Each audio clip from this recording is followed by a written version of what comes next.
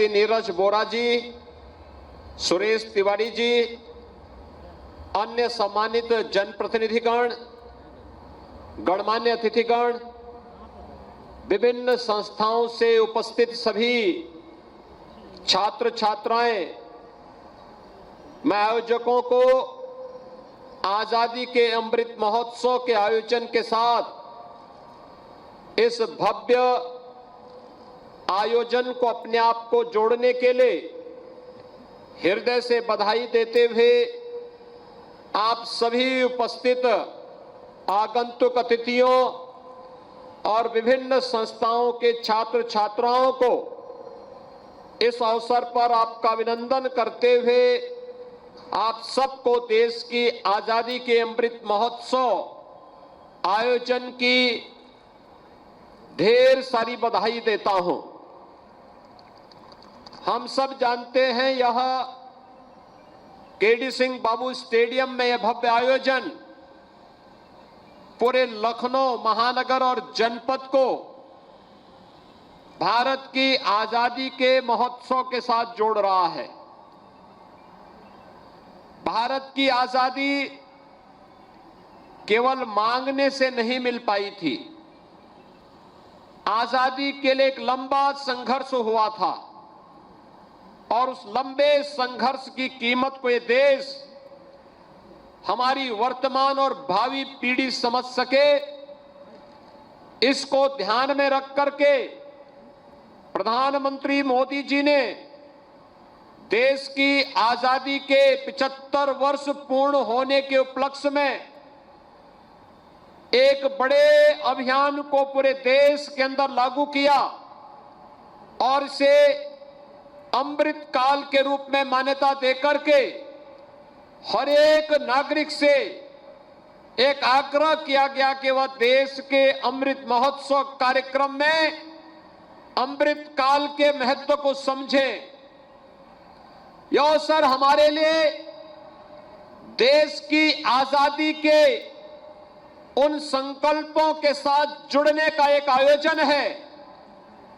जो संकल्प देश के उन महान सपूतों ने लिए थे,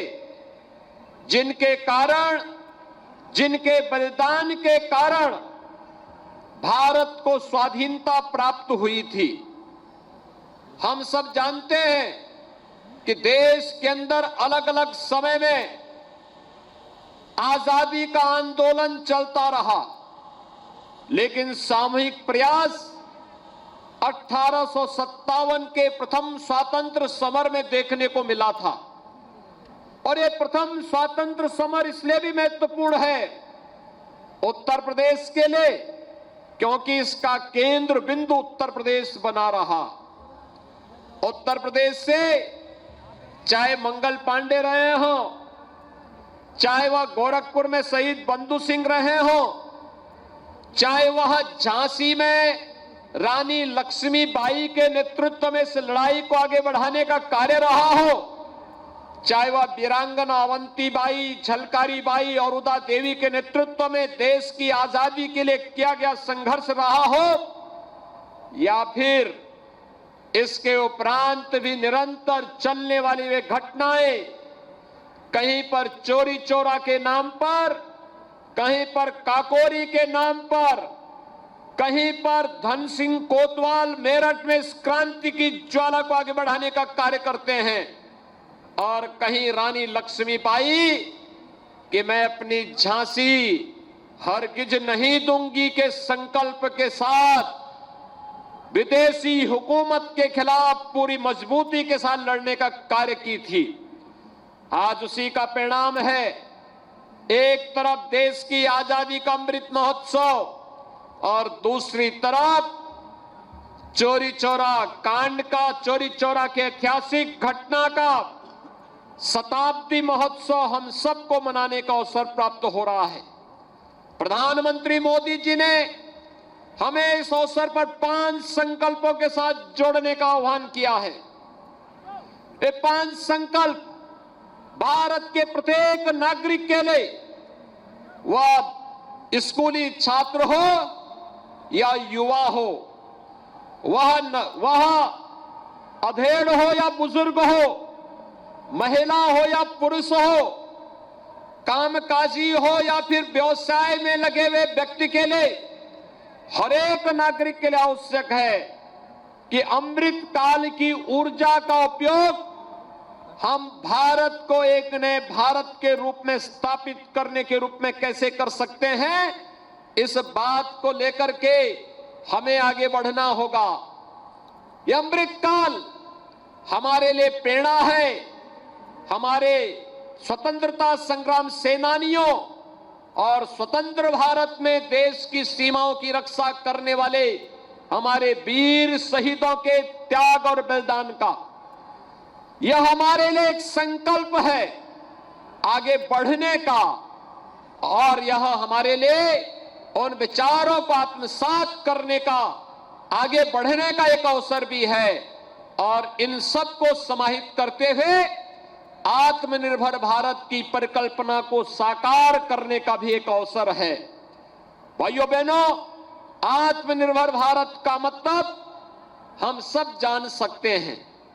इस सदी की सबसे बड़ी महामारी के दौरान जिस भारत को पहले जब कोरोना महामारी आई थी,